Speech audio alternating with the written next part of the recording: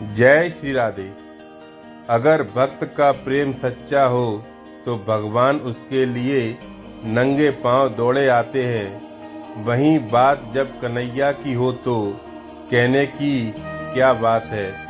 अपने भक्तों के लिए वह न जाने कितने रूप धरते हैं और कितनी ही अनगिनत लीलाएं कर चुके हैं, जिनका प्रमाण हमारे धार्मिक ग्रंथों में मिलता है। ऐसी ही एक रोचक कथा है जब कन्हैया ने अपने भक्त के लिए एक अनोखा काम किया। तो आइए जानते हैं इस कहानी के बारे में विस्तार से। पौराणिक कथा के अनुसार एक बार की बात है, किसी नगर में एक राजा ने एक मंदिर बनवाया जिसमें श्री कृष्ण एक मूर्ति भी रखवाई, लेकिन उसकी कभी पूजा नहीं की। पूजा करने के लिए मंदिर में एक पुजारी को रखा गया। पुजारी नियमित कन्हैया जी को नहलाता और बड़ी ही श्रद्धा भाव से उनकी पूजा अर्चना करता। राजा भी रोज कान्हा जी के लिए एक फूलों की माला भेज देता था और जब वह दर्शन करने आता तो पुजारी उस माला को उतारकर राजा को पहना देता था। ऐसा करते करते पुजारी की भी उम्र बीत चुकी थी। एक दिन किसी वजह से राजा नहीं आ सका तो उसने एक सेवक के हाथ मंदिर में माला पहुंचा दी और कहलवा दिया कि आज वह मंदिर नहीं आएगा, इसलिए पुजारी उसका इंतजार ना करे। इतना कहकर सेवक चला गया। पुजारी ने हमेशा की तरह कन्हैया जी को माला पहना दी, लेकिन जब शाम हुई तो पुजारी यह सोचने लगा माला उतारकर किसे पहनाई जाए। उसने सोचा क्यों ना ये माला आज मैं ही पहन लूं। वैसे भी मेरी उम्र हो चली है, जीवन का क्या पता कब खत्म हो जाए।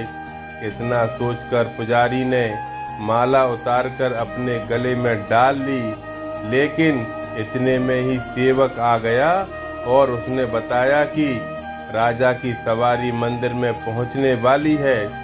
राजा की सवारी आने की बात जब पुजारी ने सुनी तो वह डर गया।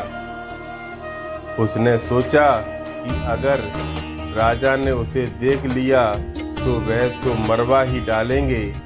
आनन फानन में पुजारी ने माला उतारकर वापस कन्हैया जी को पहना दी।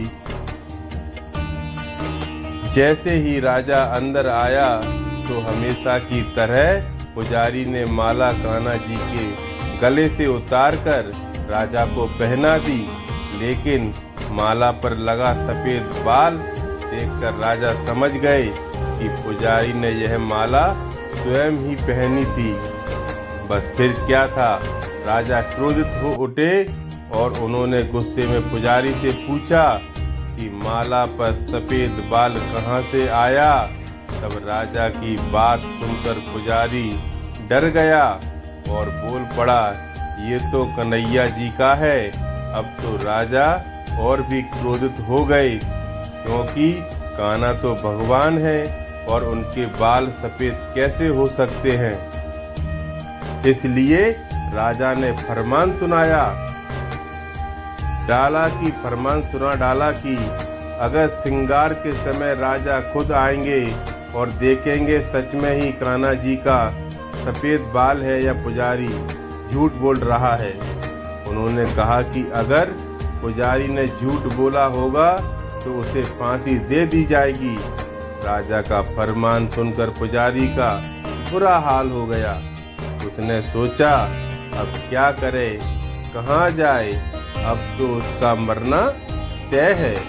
तब रोते रोते भगवान की शरण में पहुंचा और उसने कहा कि हे केशव, मुझसे झूठ बोलने का अपराध तो हुआ है, लेकिन हो सके तो मुझे क्षमा कर दे और राजा से रक्षा करें।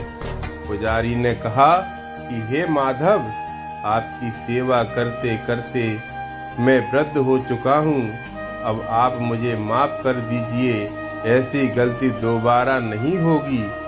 यही कहते कहते पुजारी की न जाने कब आंख लग गई और उसकी आंख तब खुली जब सुबह हो चुकी थी।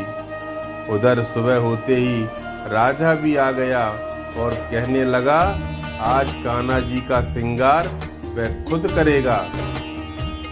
ऐसा कहकर जैसे ही राजा ने कान्हा जी का मुकुट उतारा तो देखा कि श्री कृष्ण के तो सारे बाल ही सफेद हैं। लेकिन राजा को फिर भी यकीन नहीं हुआ। उसे लगा कि फांसी के डर से पुजारी ने ही बालों को रंग दिया होगा। राजा ने सोचा कि क्यों ना कन्हैया जी का एक बाल तोड़कर देखा जाए। इसके बाद राजा ने कान्हा जी का एक बाल तोड़ लिया, लेकिन जैसे ही बाल टूटा कन्हैया जी के सिर से खून की धारा बहने लगी। यह देखकर राजा भगवान के चरणों में गिरकर माफी मांगने लगा। तभी श्री कृष्ण की मूर्ति से आवाज आई, हे राजन, तुमने मुझे केवल मूर्ति मात्र ही समझा, इसलिए आज से मैं तुम्हारे लिए केवल मूर्ति मात्र ही रहूंगा। लेकिन पुजारी ने सच्चे मन और पूरी श्रद्धा से मेरी भक्ति की है, इसलिए उसकी अनन्य भक्ति को देखकर मुझे अपने बाल सफेद करने पड़े। कन्हैया जी ने कहा कि भक्त में कभी भी संशय नहीं होना चाहिए और सच्चे भक्त की लाज तो मैं कभी जाने नहीं देता। दोस्तों, चैनल पर नए हो तो चैनल को सब्सक्राइब करें। वीडियो पसंद आए तो लाइक शेयर कमेंट करें। धन्यवाद।